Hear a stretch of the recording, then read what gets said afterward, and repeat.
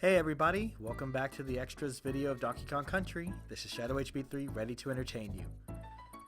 So while we are done with the adventure in this game, there are a few things that I do want to show off to you all, mostly from the SNES and GBA versions of the game, which will include cheats and shortcuts. The GBC version, I don't have much else to say other than that if you still happen to have a functioning Game Boy printer, you can print out all the sticker pads you collected if you were following along this video. Also, I plan on leaving out glitches because that would make this video even longer. Plus, I'm not one to really sit around and mess with the game to find out its glitches, even though they've already been discovered. So, no glitches will be shown in this video. But without further ado, let's begin by showing off the SNES exploits. Now, I'm sure you all are wondering why I'm showing you all the game over screen, a screen that we never did see at any point in time during the adventure. Well, there is a reason for that, and it involves this first cheat. So after you get the game over, once you get to where Cranky's on the screen, press down, Y, down, down, and Y, and if you do it correctly, then you'll hear the jingle that plays when you reveal a bonus level, and you'll get taken into this cave right here, which has 3 collectible animal tokens for the 4 animal bonus rooms. And what I'm going to do at this point, as you can tell, I'm going to speed it up. You all have seen the bonus rooms already, so I'm not going to show this to you all in real time. But just a couple of things to say about this cheat. Obviously, what you can do is play through each bonus room, any of the 4 bonus rooms, as much as you want, and rack up all the lives you can if you want to. Of course, you can only collect up to 99 lives maximum in this game. But after you finish any of the 4 animal bonus rooms, then you'll end up back in the cave. So just keep that in mind. You'll still remain in the cave even afterwards. The time is up. But this can be fun, of course, if you enjoy playing through these. Me personally, I get tired of them after a while. Not to mention there are faster ways to accumulate lives, including this next cheat that I will show you all. But also just know that at any time if you want to leave, just press start and select, and you'll be taken back to the level that you previously played. However, there is a catch. You can only leave this area if the level that you died in has already been completed. So if you've got a game over in an unbeaten level and you do this cheat, then you'll be stuck here. And at that point, you'll have to either turn the console off or you'll have to hit the reset button just so you can go ahead and reset the game. So make sure that if you want to do this, then choose a level that you've completed before you execute this cheat. I think that should cover all the basics for it. So let's go ahead and go to the next cheat. Okay guys, so here on the file select screen, what you want to do is scroll down to where it says erase game, highlight it, and then press the B button. And then once the text is flashing, you want to press the following buttons in order. Press B, A, R, R, A, and then finally L. Again, if you do this right, you'll hear the bonus opening jingle, and then from there you'll just want to choose any file you want that has available data or save data, and then choose any level you want. I'll choose Jungle Hijinks since we're already here, and then as you can see at the top right hand corner, we have 50 lives. So it's a lot less work to do to get those lives for sure, unless you are, like I said, a fan of playing the bonus levels and doing that animal bonus room cheat like I showed you all previously. But while we're here on Jungle Hijinks, there is one other special feature I wanted to show you all about this level, one that I honestly did not know about, and had I known about sooner, I would have shown you guys. So it's another way you can essentially collect life balloons. So what we'll need to do is cut to the end of the level, and I will need to have Rambi available in order to show this off to you all. So I'll go ahead and do just that. See you guys at the end of the level here in just a moment. Alright guys, here we are at the end of the level. So what you want to do is jump on top of the cave entrance right here with Rambi, and then from there, once you get to the very highest point, then jump up, and then while you're jumping up, dismount off of Rambi. And if you jump high enough, you can hear we are right now on an off-screen tire that you all can't see, obviously. And then what you want to do is bounce high up off the tire. If you do, you'll be launched out of an auto fire barrel right back here in front of this arrow sign, and along the way you'll net 2 blue balloons. So that's 6 additional lives to go with, if you think about it, the 4 lives you could have collected on top the trees at the very beginning of this level. So clearly Jungle Hijinks wants to get you off to a good start in terms of collecting lives, especially if you are familiar with where to find these lives, and you ought to be now. So there you go. But that is really all I want to show you as far as the lives cheats goes. There is one other cheat I want to of course, show off here, and then we'll get to taking care of looking at the shortcuts in this game. So what I'll need to do now is go ahead and cut over to the file select screen. So I'll go ahead and do that and see you all there in just a moment. Okay, so for this final cheat, we're going to go ahead and, of course, reveal the sound test. So what you want to do here on the file select screen, scroll down once again to where it says erase game, highlight it, then press B. And then once the text is flashing, press the following buttons here in order, which is going to be different than before. So you want to press down, A, R, B, Y, down, A, and Y. If you do this right, then of course you'll hear the bonus opening jingle, and then from there all you'll just need to do is hit select. Screen goes blank for a brief moment, but you hear the music we're playing. It's different from what you would normally hear. So you can just go ahead and constantly cycle through the different sounds. So here we have a Cave Dweller concert for the cave levels.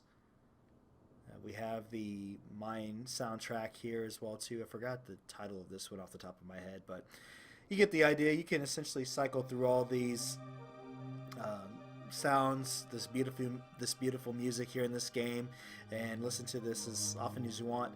However, there is something you all should keep in mind. Maybe you all are aware if you've studied how the SNES cartridges work.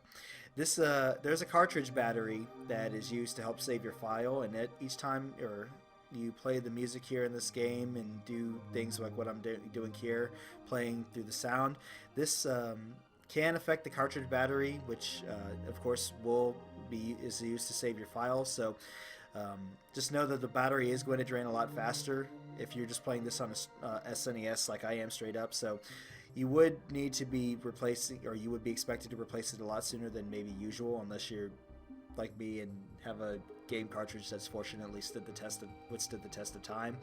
But to play it safe, really you want to the best thing to do is do the cheat on the virtual console. You really won't run into any kind of danger there. Or better yet, you can just get the soundtrack and not have to worry about having to do this cheat, period, especially if you love this game's music that much. Okay, so that does it for all the cheats, and then of course what I'll do now to wrap up the SNES portion of this video, we're going to go ahead and show off all the shortcuts that I didn't get to show you all for the levels that do have shortcuts. So I'm going to go ahead and cut over to Congo Jungle, and I'll take you all to the first world here in just a moment, so that way we can get started. Alright guys, so here at this point I want to go ahead and show off the remaining warps and shortcuts in the other levels that have them in this game. So we'll go ahead and get started here with Barrel Cannon Canyon. Now this is going to be the auto fire barrel only run, because we'll only be taking auto fire barrels primarily to get through this level. Starting at the very beginning, just go up on top of the cave, fire yourself out of that first one, and it'll take you up to this point right here. This next auto fire barrel that you take doesn't really get you very far. I mean, you don't necessarily need to take it, but you will avoid having to go through that stretch of barrel cannons if you do. So you may want to go ahead and take it, especially if you're doing a speed run of any percent. I don't know, but for this final set of auto fire barrels, this one can be a little bit tricky. Just fire yourself out and to the left, bounce off the critter when it's at its highest and its jump, and then land on the treetops, jump into the auto fire barrel. From there you'll get through this final stretch, and as you know, you'll basically get to collect 2 lives this way, because you collect enough bananas to get an extra life, and then you collect all the golden letters as well. So there you have it for 2 lives. And Minecart Carnage, this one of course you've already all seen before, but I thought I'd show the SNES version because it's slightly different, but not much. I mean, the strategy is just the same. Just know we don't have the special warp dimension that you take when you go through a warp barrel in the GBA version, but that's it. Stop and go station is pretty simple. This one doesn't have a warp barrel to take. All you just do is walk back into the entrance you came through, and it'll take you just outside where this final set of rock crocs is. And as you can tell, that rock croc came ridiculously close to hitting me right there. But just know that when you get to these levels, they will basically warp you right in front of where the arrow sign is. For Millstone Mayhem, this one can be a little bit tough to accomplish. And it's only really just because of this first part right here. But what you'll need to do is collect the tire from this cache, and you'll want to roll it back. And you may have a little bit of trouble rolling it over that gap if you don't give yourself enough of a good start and roll. But roll it up to where you collect these 2 TNT barrels, and then with Donkey Kong bounce up high, you should find a warp barrel. I think only Donkey Kong can reach it and not Diddy Kong, but in any case it'll take you just outside of where you finish up the level for Millstone Mayhem. Vulture Culture is a little bit odd. What you'll want to do is you want to use Diddy Kong, and you'll want to try to speed through this first part right where the first bonus level is in about 10 seconds or less. If you do that, you switch to Donkey Kong, the auto fire barrel that you see should just randomly appear, and then you just take it and it'll take you to the home stretch here for Vulture Culture. So why or how somebody honestly discovered that one, I honestly do not know, but I think it's still pretty cool nonetheless. Treetop Town, there's going to be a hidden tire that you'll barely see, but you'll need right here at the second treetops, but bounce off the necky to get to it, and then from there just bounce off the tire, you'll get to the warp barrel, and from there that will take you right close to the exit. And then finally, Trick Track Check. This one's also the beginning, the warp barrel is, so just do a roll jump right off the first walkway, and you should land on the warp barrel. It'll take you just in front of where Manky Kong is, and you can finish the level from there. I would show Snow Barrel Blast, but we already did see that one again. If you all remember what that one looks like, where you go through the series of auto fire barrels in that level. But that is all that I want to show you all in the SNES as far as what there is to show.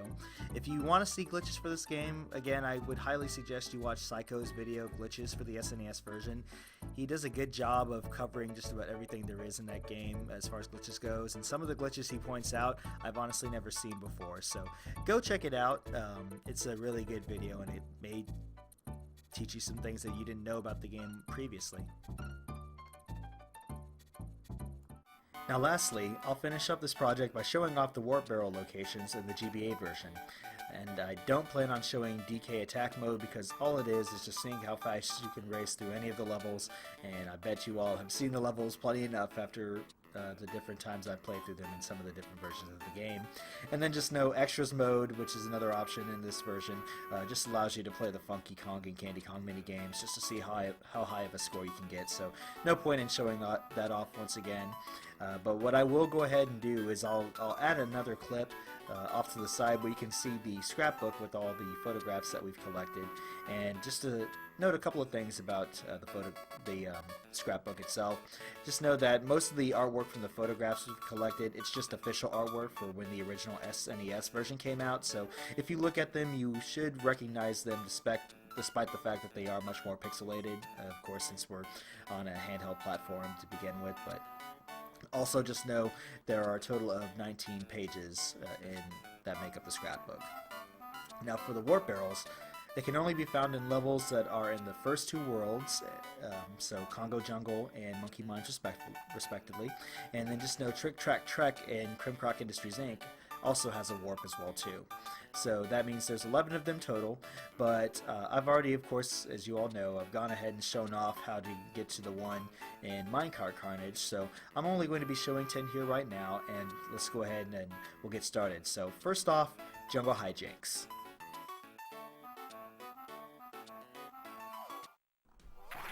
Okay, so first off, in Jungle Hijinks, to get to this warp barrel, you'll want to take the treetops and go past right where the banana forming the arrows is, fall to the right of the treetop, and you'll land into the first of 10 warp barrels here. So the way how it'll set up, usually these warp barrels, they'll, just like with the ones in Donkey Kong Country, they'll just take you right around near where the arrow sign is, so you should have no problem getting to the exit after that.